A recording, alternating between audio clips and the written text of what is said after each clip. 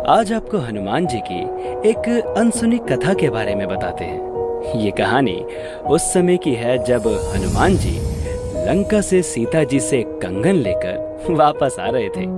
उनके वापस आते समय पूर्ण परमेश्वर ने उनके लिए एक लीला की। हनुमान जी को थकान और भूख प्यास सता रही थी।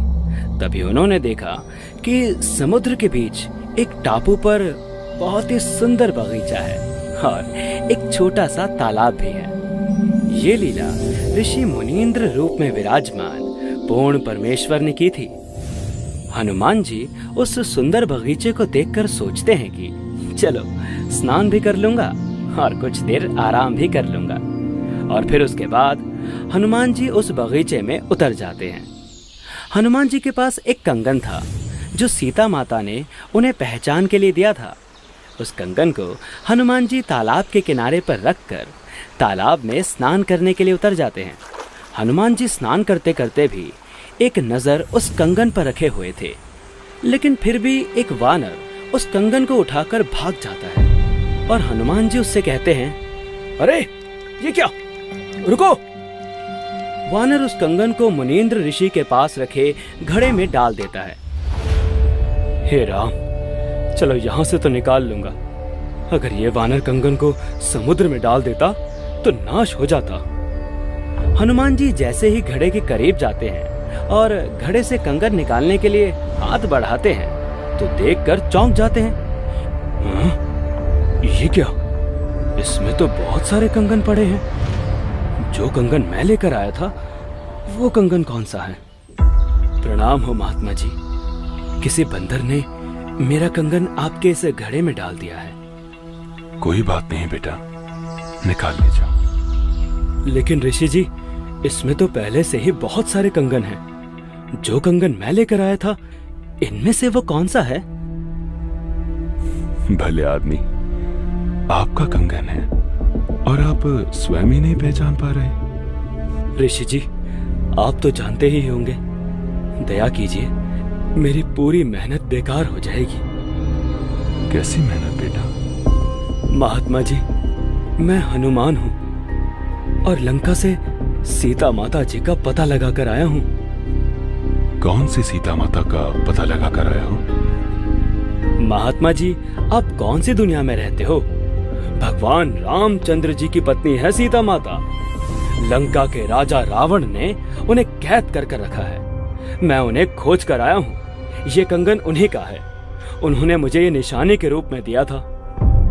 बेटा, ये आपके रामचंद्र जी न जाने कितनी बार जन्म और मर चुके हैं। कितनी बार रावण सीता का अपहरण कर चुका है और न जाने कितनी बार हनुमान कंगन लेकर आया है। ये सृष्टि कोई आज से नहीं चल रही है।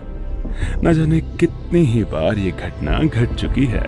मुनींद्र जी की बातें हनुमान जी के समझ के बाहर हो रही थी। ऋषि जी, अभी तो मेरे पास इतना समय नहीं है जो आपकी बातें समझ सकूं। आप बस मुझे ये बता दीजिए कि जो कंगन मैं लाया था वो कौन सा है? रामचंद्र जी मेरा इंतजार कर रहे होंगे। तो बेटा जाओ और उठा लो आपका कंगन घड़े से। ऋषि जी, कंगन तो मैं उठा ही लूंगा, परंतु समस्या ये है कि जो कंगन मैं लाया था उसे पहचान नहीं पा रहा हूँ। इसलिए तो आपसे पूछ रहा हूँ कि इनमें से मेरा कंगन कौन सा है? बेटा, आप इनमें से कोई भी कंगन ले जाइए, सब एक ही जैसे हैं। ये वही कंगन है जो हर बार हनुमान लेकर आता है और ये वानर इस घड़े में डाल देता है। ऋषि जी, चलो आपकी मैं बात मान लेता हूँ कि ये सब कंगन हनुमान यानी मेरे ही द्वारा डाले गए हैं, लेकिन हर बार हनुमान इन कंगनों को लेकर भी तो जाता होगा, इसमें थोड़ी छोड़ जाता होगा। हाँ बेटा, लेकर भी जाता है, लेकिन इस घड़े में ऐसी शक्ति है कि इसमें कुछ भी डालो तो उसी का एक प्रतिरूप इस घड़े में तैयार हो जाता है। आप चाहो तो प्रयास करके देख सकते हो। इतना सुनकर हनुमान जी ने पास रखी एक कटोरी उठाई और उस घड़े में डाल दी। कटोरी उस घड़े में डालते ही उस कटोरी का प्रतिरूप घड़े में बन गया। देखकर हनुमान जी को बहुत आश्चर्य हुआ और ऋषि जी की बात कुछ सच लगने लगी। लेकिन सोचा कि अभी तो चलता हूँ, बाद में कभी बात करेंगे। हे ऋषि जी, आप कौन हैं? आपका नाम क्या है?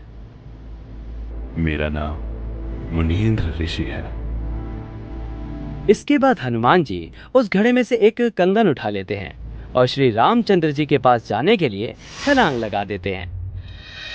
थोड़े समय बाद श्री रामचंद्र जी का युद्ध रावण के साथ होता है और श्री रामचंद्र जी उसमें जीत जाते हैं और सीता माता को अयोध्या वापस लेकर लौटते हैं। वनवास पूरा होने के बाद जिस समय श्री रामचंद्र जी का राज तिलक हो रहा था, उस समय माता सीता ने हनुमान जी को अपने गले से निकालकर सबसे कीमती मोतियों की माला दी। माता सीता से मोतियों की माला लेने के बाद हनुमान जी ने उस माला को तोड़ दिया और मोतियों को फोड़ फोड़ कर देखने लगे। हनुमान जी को ये करता देख माता सीता को क्रोध आया और हनुमान जी से वो बोली, हे हनुमान, तूने ये क्या किया? तू जानता है ये माला कितनी कीमती थी। तू रहा वानर का वानर ही, तो जंगल में ही शोभा देता है। ये सुनकर हनुमान जी को बहुत बुरा लगा और वो मायूस हो गए। माता जी, मुझे इन मोतियों से क्या काम था? मैं तो ये देख रहा था कि यदि इन मोतियों में राम का नाम हो तब तो ये मेरे काम के हैं, वरना ये कंकर मेरे किसी काम के नहीं हैं। सीता जी के इस बर्ताव से हनुमान जी अयोध्या नगरी से चले गए और जंगल में एक पहाड़ी पर जाकर बैठ गए।